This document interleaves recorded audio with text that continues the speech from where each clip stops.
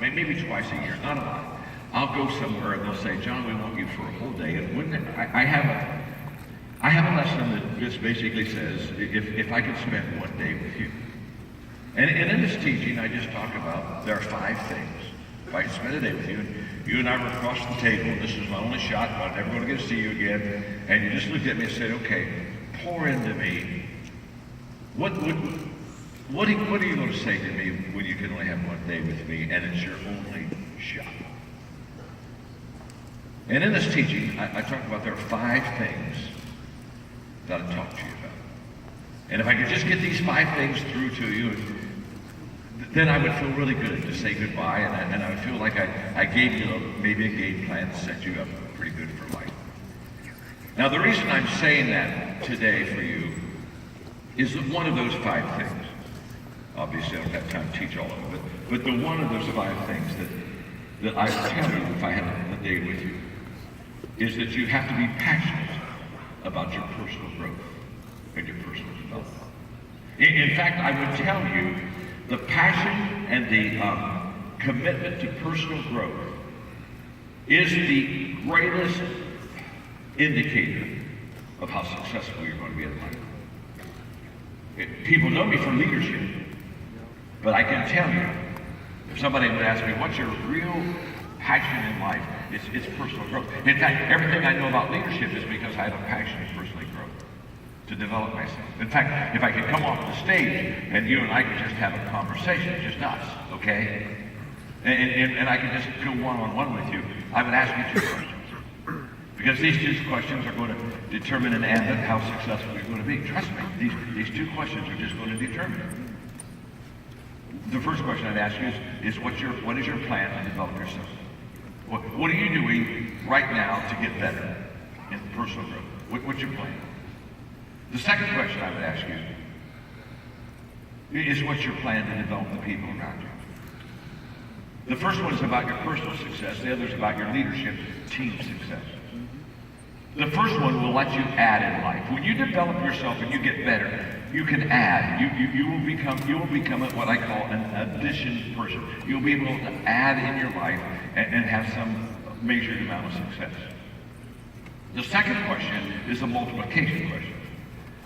Because the moment you and I can add value to people and develop people and help them, now all of a sudden, all those people that you've helped develop, now they're going to be able to help maximize your energy. They're going to be able to economize your influence. Everything in life is going to begin to get on a multiplication factor because you're now helping other people grow and helping other people develop. And that's why I'm here today. I'm here for one reason.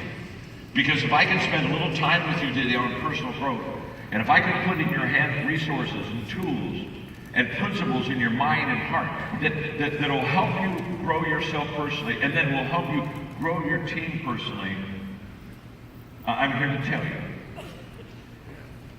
your life is about to get much better and your business is about to get much better. Okay, you got it. It's never happened to me before, but it happened to me once, and so it's the only story I've got about this. You see how I get you interested in the story before I ever tell you? That's a communication tool, by the way. I'm not here to teach communication, but that's a communication tool. You set the stage and then tell the story. Some people tell the story and they never set the stage. Okay, I thought, oh crap, it could have been better. But it happened to me once. I woke up 3:30 in the morning and I knew what I had to do immediately. Put on my robe and went down to my office. And I began on a legal pad. I write with a 4-colored pen and a legal pad. I began on a legal pad to put down what I thought were laws of growth.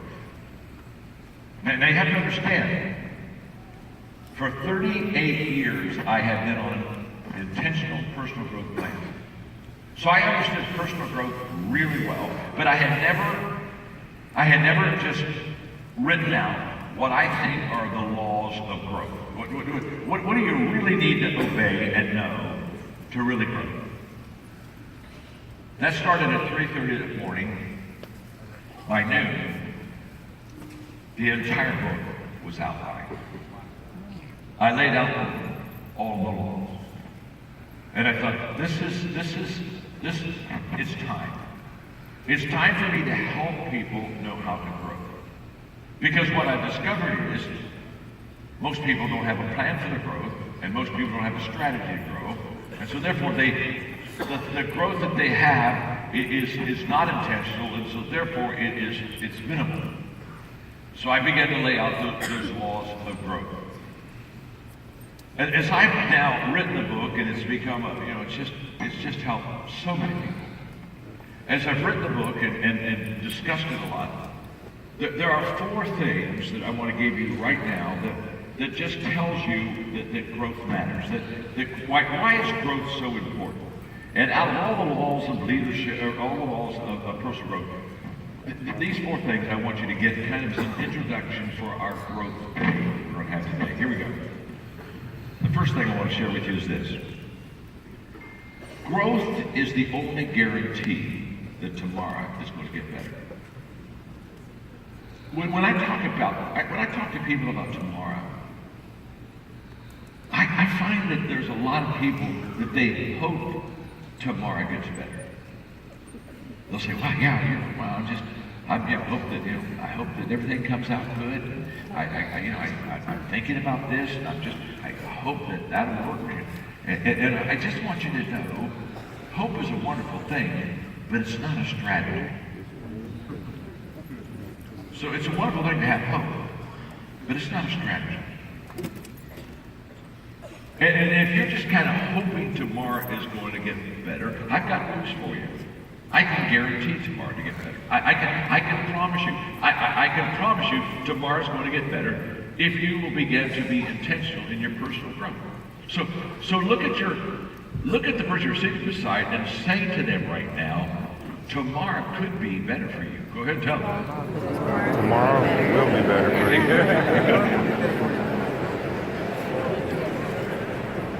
Now, the person you just said that to, look at him and say, "Dear God, I hope it is."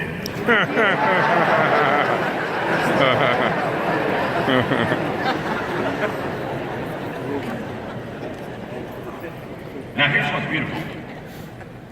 The person you just said that to, they're in control of if it's going to get better. Listen to me very carefully. This isn't an ambit issue at all. This isn't anything about the company. This isn't anything about your family. This isn't anything about what you've done or where you've been or what you're experiencing. Listen to me very carefully. Every one of you in this room right now, you are in personal control of tomorrow getting better. In fact, the only person that can make tomorrow better for you is you. Ambit can't make tomorrow better for you. Trust me, there are people in the Ambit organization, they're just doing really well. But there are other people in the Ambit organization, it's not getting any better for them. Listen to me. The only person that can control tomorrow getting better for you is you. And the only way that it's going to get better is for you to get intentional about your personal growth. You see, the calendar guarantees we're going to get older.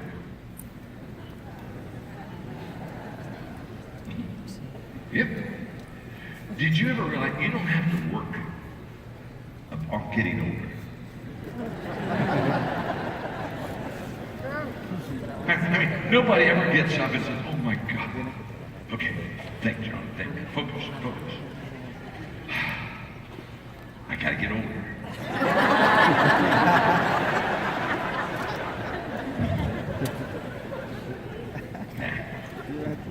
Getting older is automatic.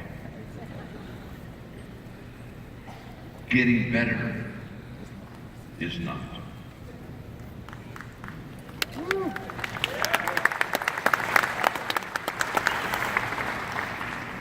That was kind of timid.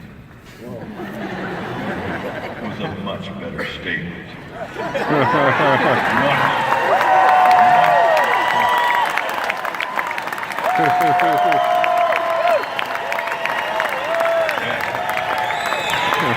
This could take a long if you're going to be that slow all day. You understand, this could take a little longer than I had planned. Now, the calendar guarantees you're going to get older. But you guarantee you get better. And I'm always amazed. I know I did it the second time for the people who didn't get it the first time. I'm glad people gave me a second shot a lot of times because I didn't get it the first time. I went to my 50th high school reunion. This was amazing. 188 of us graduated. I hadn't seen most of those kids since I graduated from high school, so I went back to the 50th high school reunion, and I was a little bit late because I was coming from a conference. And so I came to the meeting maybe, 30 minutes late, so most of the kids were already there in that home assembly. And I walked in there, and I stopped. I took like 3 steps, and I stopped. And looked at Margaret, and I said,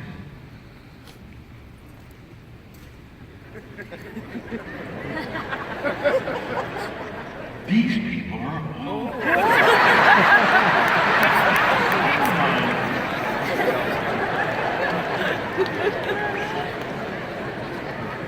I mean, oh. And she looked at me. She said, they're looking at you and thinking the very same thing. And so, I spent my evening with those old people. And then, I tell you what, I'll have to honestly say, I was a little depressed. In fact, I went back to my hotel room that evening, because I write every day, and I'd been around old people like for 3 hours. First of all, I was very amazed, because I'd seen these kids for a long time. I had no idea how many of my graduating class became pharmacists. My gosh. And I know they were pharmacists because all night long all they wanted to talk about was medicine.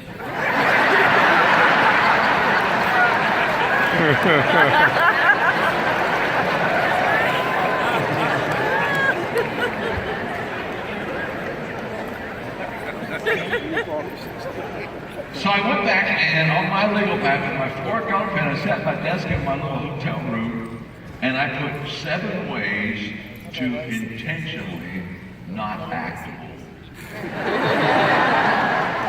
This is for me. I thought this won't ever be for anyone else. This is just for me because I've been around old people, and yeah. In fact, honestly, when I finished that 3 hours with him, we're going back to the hotel, and I just almost pulled into the ER. It was just like, something's got to be wrong. I felt good going in after going out. I thought, I've got some problems. I got to find out what they are. I got to get them. Come on, give me an exam. Lay me on the table. Tell me, what am I dying of? What do I got? I got something. I got to have something.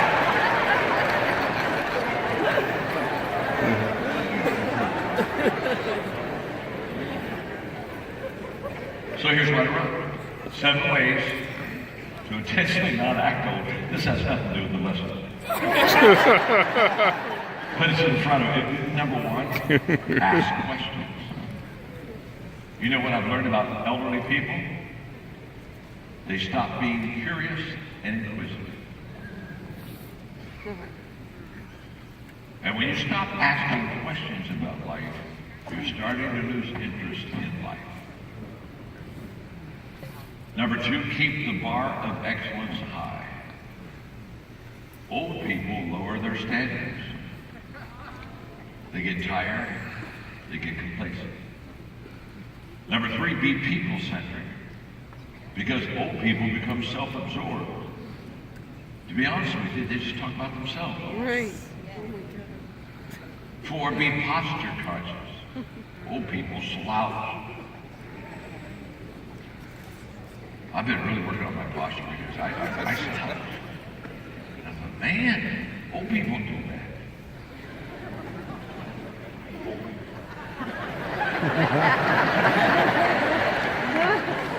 You see, I know I'm getting older. I know that. That's It's automatic. We've already discussed that. I know I'm getting older. I just don't want to get old. I'm getting old. I don't want to get old. And number 5, remain today focused. Because old people, you know what they talk about yesterday? Oh my gosh. They talk about the good old days. They weren't that good. We just have memory loss. True story. On that same reunion weekend, I got with my basketball team. And we were pretty good. We won our league championship, and we thought we were pretty good. And so we had a dinner together, and we sat for 2 hours and talked about how good we were. Oh, it was so much fun. And then Tom Smith said, you know what, guys? I brought a film of our high school basketball game. He said, would you like to say, oh, come on, let's see it. And then he put this black and white, raining, no sound, jumpy video of us playing basketball, and we all got quiet.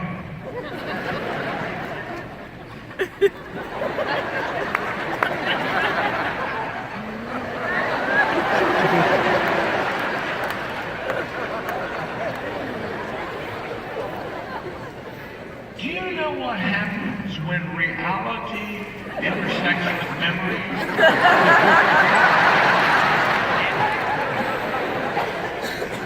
Within 3 minutes, we said, Smitty, turn it off, turn it off.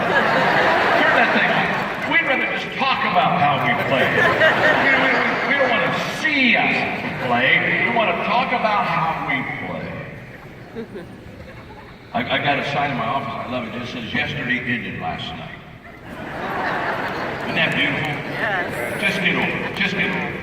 If it was a good day, get over it. Because the problem with good days is you kind of rely on good days, and what got you there won't keep you there. And success is sometimes the greatest detriment of more success because we get complacent and satisfied. So if you had a good day yesterday, it ended last night. It's over. If you had a bad day yesterday, it ended last night. It's over.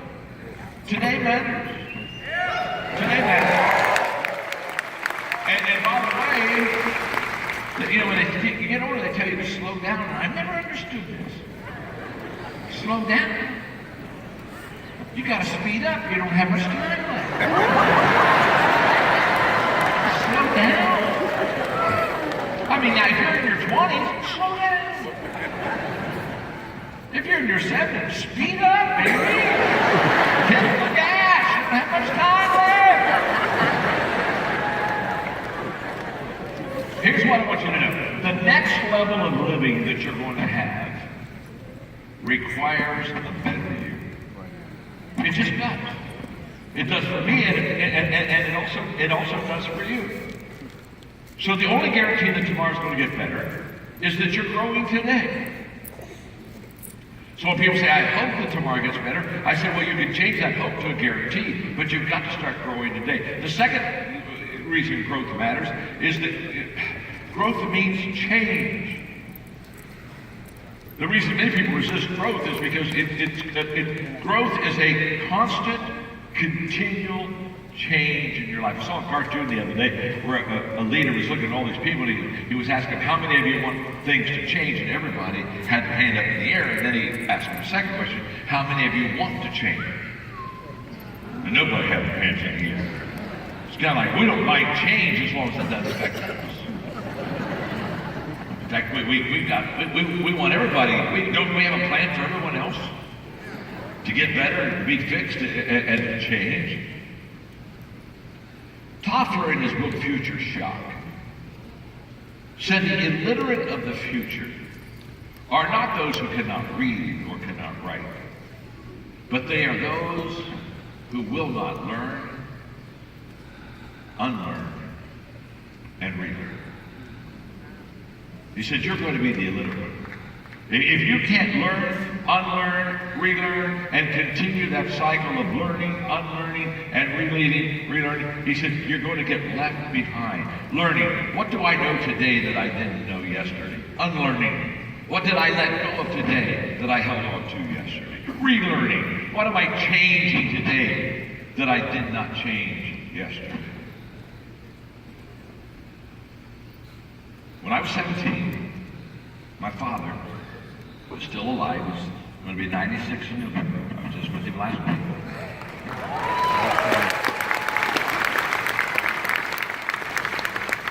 I told him that I was going into ministry, that I was going to be a speaker. And at 17, he said, John, if you're going to do that, then you have to read every day, you have to file every day. You have to understand, you've got to keep your, he would call it the well. The well that you draw from. He said, you got to keep it full. You got to keep it full of water. You got to keep it full of ideas and thoughts and stories. He said, you just got to keep the well full so you have something to draw out of. He said, what's sad is to see a person at 65 and their well is dry. He said, don't let your well go dry. And so at 17, I started to systematically, intentionally file every day. Now I still do today. And so therefore I have resources that are way more than anyone else has. I have more resources at my fingertips than probably anybody that you would ever know. Because I've done this religiously every day. So I don't have hundreds of thoughts, I have thousands of thoughts. I don't have thousands of quotes, I got 10,000s of quotes. Because I do this every day. And it's become my well. In fact, Random House told me recently that I have written more leadership material than any man has ever lived in the history of the world. And I looked at him, I said, that's no big deal. I said, I have collected more leadership material than any man has ever lived. You see, you got to get it in. You got to collect it. Before you cannot give what you do not have. I know a whole bunch of people trying that every day. They don't have it, they're trying to give it away. It's called empty.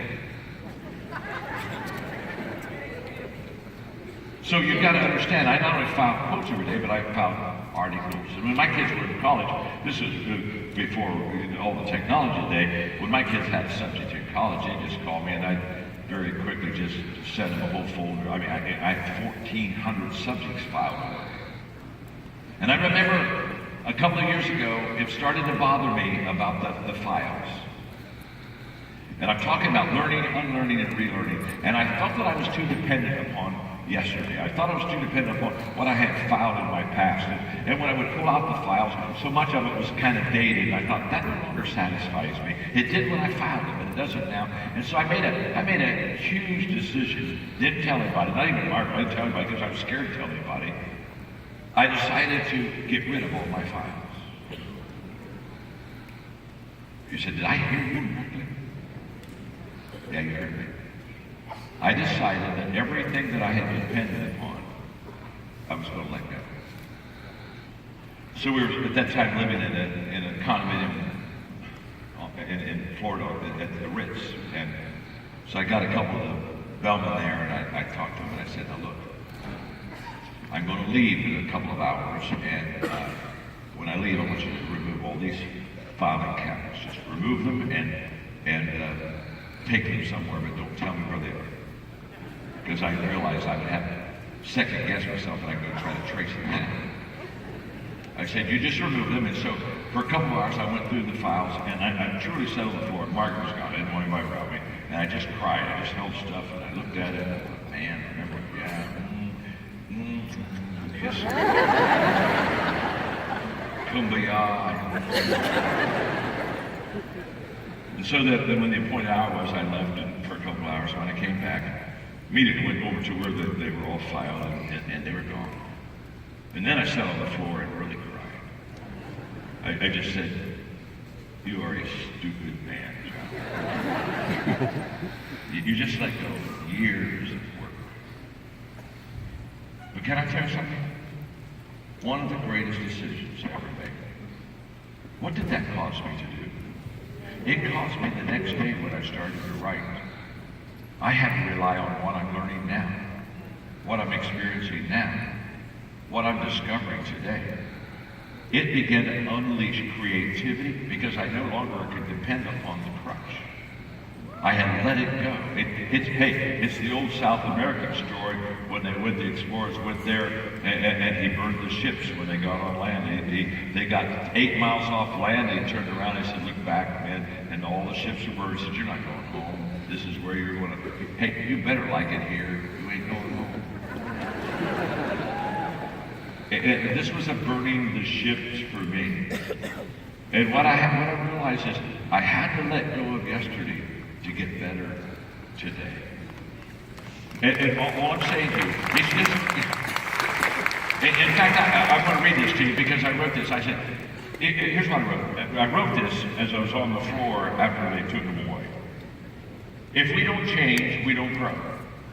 And if we don't grow, we are not really living. Growth demands, listen to this, a temporary surrender of security. It may mean giving up a familiar but limiting patterns of life, safe but unrewarding work, beliefs that no longer are believed in, relationships that have lost their meaning, and files that cannot take me to the next level of living.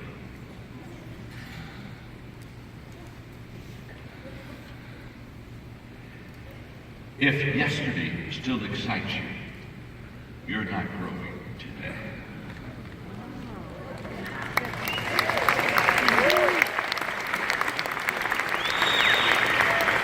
I love yesterday, I value yesterday, but I live and fuel myself off of today. The third thing about growth that I want you to know is that growth is a great separator, and it's a great separator between those who succeed and those who do not. In fact, if you ask me, what is the great separator in relationships? What's the great separator in business? It would be that one person grows and the other does not. And you have to understand that if you're going to excel in life, and if you're going to be successful in life, and if you're going to be a person of significance in life, you have to fight against the pull of average. Because average people want you to stay average. Yes. And so anytime you begin to want to do something a little bit bigger or something a little bit better or something kind of new, you got to understand, average people are reaching up and as you're trying to climb out of the barrel, they're reaching up and they're doing their very best to pull you down. And the reason they're doing their best to pull you down is you're getting out of their comfort zone. You see, you have to overcome your comfort zone. But even more importantly, you got to overcome their comfort zone. Because those that are around you, they want you to see, average people think life is a snapshot. Take it once and it lasts forever. And it's a video. It's a movie. It's going on every day, whether you want it to go on every day. And so what happens is when you begin to grow, I had to outgrow yesterday so that I could grow into tomorrow. I had to outgrow old expectations so that I could create some new expectations. I had to outgrow my past victories so that I could have some fresh new victories. You see, you don't want to go to something, you want to grow to something. And when you grow to something, when you get there, you're ready.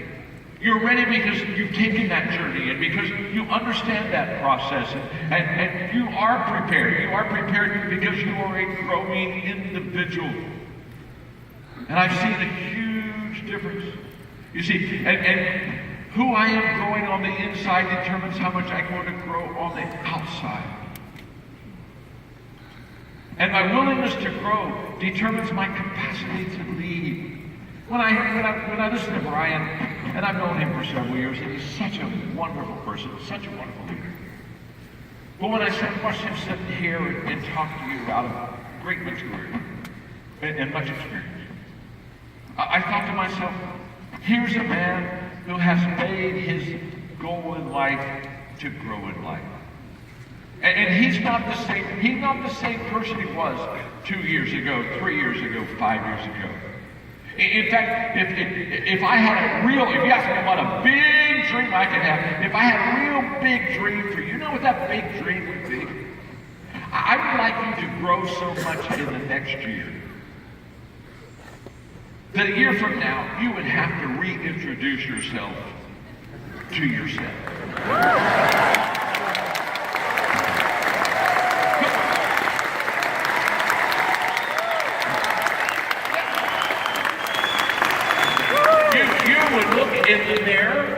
say,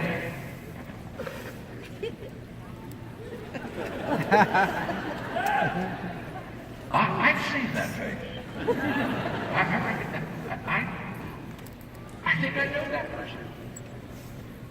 But you would have grown so much that you'd have to reintroduce yourself to yourself. And by the way, that you would grow so much if you've got friends you haven't seen for 2 years, they wouldn't have a clue who you were. I mean, I've gone back to see old friends like the high school reunion. And I only needed 5 minutes of conversation. 5 minutes. I mean, nobody was home.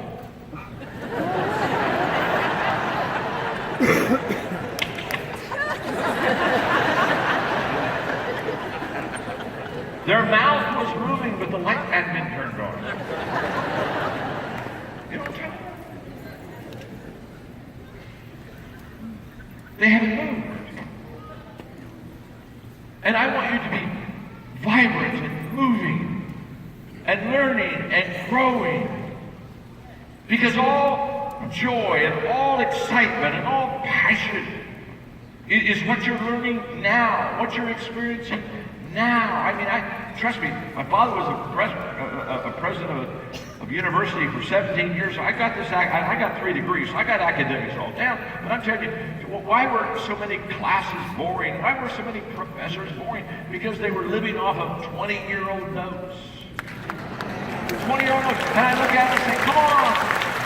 I mean, if I was the president of a university, I've had a few opportunities, and I always say no, because the faculty members would not want me to be the president of the university.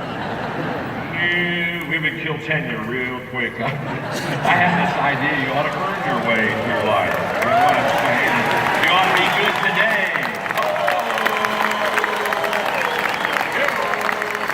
And I tell those professors what they need to do every 3 years is they need to go get them a job. Don't teach for a year, go live for a year. Then come back and teach again.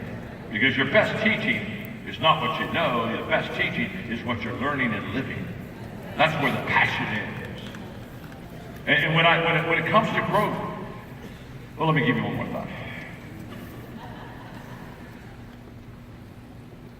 This is probably the best way I can summarize growth for me. For me, growth is joy. It is just pure joy. I had a mentor in my 30s who defined growth as happiness. He said, let me define growth for you. He said, it's happiness. And for years I took that, but happiness is too light of a word at 70. I'll have to say growth is joy. And joy means, number one, that I'm full of lifetime growth. So at 70, my well is